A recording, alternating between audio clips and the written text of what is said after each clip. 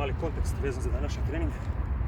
Radim sklekove na girijama sa 10 kg opterećenjem, 10 ponavljanja, zatim minut i po pauza, 10 swingova sa 32 kg, minut i po pauza, dvoručno veslanje sa 2 girije od po 24. Trenutno sam na 8. seriji i mislim da ću u okviru ovih sat vremena koliko imam odraditi 10 serija.